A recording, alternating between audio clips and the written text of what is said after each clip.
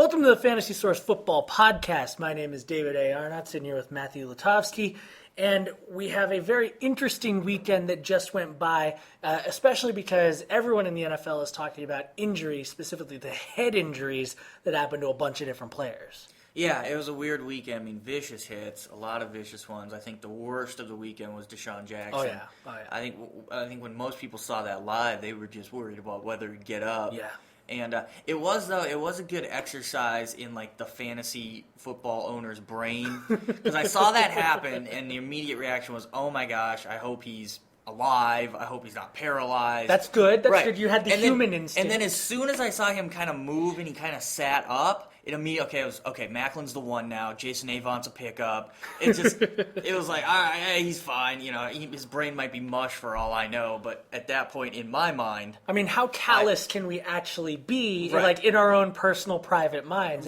I mean, how many of you actually had Todd Heap and saw him get utterly speared, right. straight into the head, lying on the ground for 10 minutes, basically, it felt like, right. and then coming back to the game later on, 5 plays later, whatever it is, and you think to yourself, okay, this could be, we don't know what's going on with him, if he got cleared, or if it's just a horrible situation of, as you put it, a guy whose brain's just been turned to mush back into the game.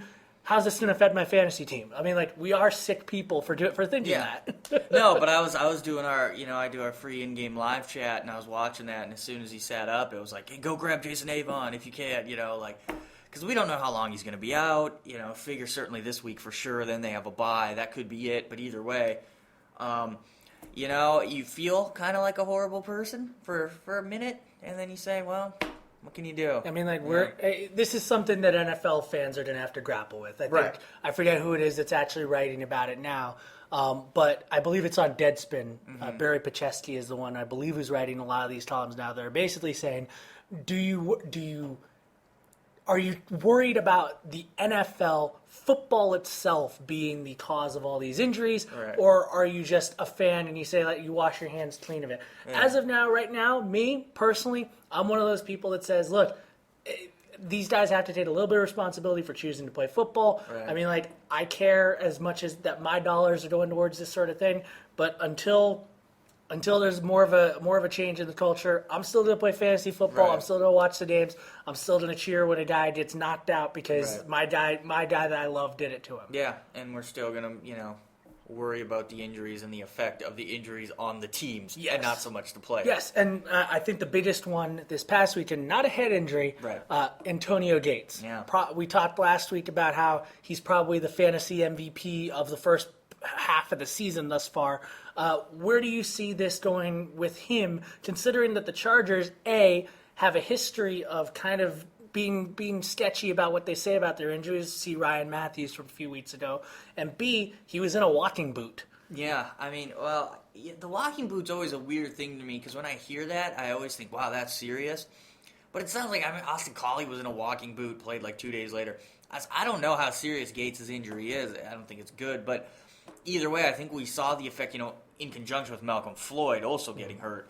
Or all of a sudden Patrick Creighton and Buster Davis are fantasy relevant, and that's how it'll be. And I think they're going to lean on the run even more, because they have 2 quality running backs. And if either of those guys, Gates or Floyd or both, are out for an extended period of time, I think Phillip Rivers will be fine. Numbers come down maybe a little. Maybe he's not the number 1 quarterback anymore. Right, but he'll be fine. I mean, they're still a passing offense, but I do expect more runs. Maybe they do more screen passes with Darren Sproles, because I feel they've gone away. They were always the number 1 screen passing team, like them and the Eagles. I feel they've gone away from that a little bit this year. Not sure if the numbers back that up, but maybe we see that become popular with them again. Would you suggest doing anything particularly drastic? I know that I own Gates in the Sporting News Experts League, and in a bit of a gamble, before we fully knew what was wrong with him, I traded him. Right. I basically thought, you know what? I rationalized to myself, and maybe I'm being harsh on myself, knowing that maybe it's not as bad as we thought it was, but I rationalized to myself that even if he does come back, the fact that he was taken out of the game, he's questionable at best for this next week, even after knowing all of that, trading him relatively high might have been a good move, because if he's not the best tight end anymore and he's only sits their 7th best, I still get some value back for that. Yeah, well, and there's also, specifically with Gates, there's a lot of averages that says he's probably already peaked. because catching what do you have, 7 touchdowns Yes, through 5 games? So yeah, I mean, I personally I would wait until I knew kind of the prognosis. But yeah, I mean, you run a dangerous game. If prognosis comes out, he's out 3 to 6. There's you're all screwed. value. But I guess really it comes down to who else you have or can pick up off the wire for a tight end. There's a lot of good tight ends. I mean, Owen Daniels was out there in most leagues that available, and he's a guy who's getting picked up now. He looks like he's at least close to back to his old form. We see these guys, tight ends, seem to pop up every week. So from that standpoint, I think you're probably okay trying to move them and see what you get for them. Okay, now you did mention the Eagles a little bit earlier with Deshaun Jackson out for the foreseeable future, especially if they're going to be cautious with him thinking longer term, because I believe this is his second concussion in 9 months. Right. Jason Avant becomes a pickup. Other wide receivers, other players on the Eagles are affected. What about their quarterback situation? Do you think that with Deshaun Jackson out, that either Vic or Cobb is a better option for them, or does that change how you think about those quarterbacks? Yeah, not really. I mean, the big question is which one is going to be the quarterback. Right. It sounds like we're getting Cobb again this week, and which he's been really good in these past 2 games, and I think he can continue to be fine. They're just one of those offenses. I don't want to say it doesn't matter who they have in there at receiver, because obviously Jackson he's a playmaker. We know that, but they pass so much, and they're so kind of diverse with the way they pass. I think these guys can still produce at a high level, and certainly Jeremy Maclin is also a big play guy. Brent Selleck's a quality tight end, and Avant's okay as a receiver, and McCoy out of the backfield. So I think that either way, whoever's their quarterback, regardless of Deshaun, I think is a QB1, and I think that they're going to be just fine. Okay, so to reiterate, or maybe even to add something, who are your big pickups as of now going into the next week? Well, this week, Brad Pinkerton writes his weekly pickup column. It was just published not too long ago, and it was pretty much, this was a wide receiver week. No running backs broke out, unless Chris Ivory was available in your league. There's really no running backs broke out. No, I guess a guy got injured again. Maybe that.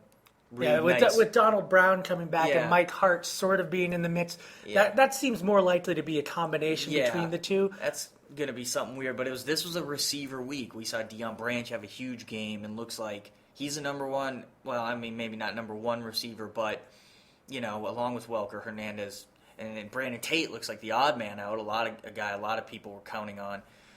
Mike Williams from Seattle had a big game. Deion Butler in Seattle had a nice game. The Rams rookie Denario Alexander went to Mizzou, and I love him for that reason. But he had a game, and people are going to be watching him. There's Patrick Creighton, again, the Chargers guys, if Floyd and or Gates are going to be out, Creighton, Davis. It's a big-time wide receiver week for guys stepping up, and those are the pickups this week. So it seems to be more of a playing time thing, much more than a guys showing that their performance is better than we thought they were type thing. Yeah, and I think we saw some of these situations where, okay, Deion Branch is out in Seattle. Hey, Mike Williams is going to get more targets now, or Deion Butler. We saw Randy Moss gone to New England. How does that? Okay, it's going to be Branch. Hernandez might get some more looks. So we kind of saw some of these things. Look, we can't make definitive conclusions yet. It was just one game for all these teams, but we saw another guy, Jordy Nelson in Green Bay. That was who's going to pick up the Jermichael Finley slack. Looks like it's going to be him, not Andrew Quarles, who was a big pickup last week at tight end.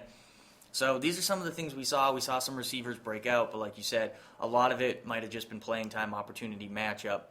Tough to say, but either way, those are the guys who are going to get picked up this week. All right, Matt. Well, thanks for joining us on the podcast. Yeah.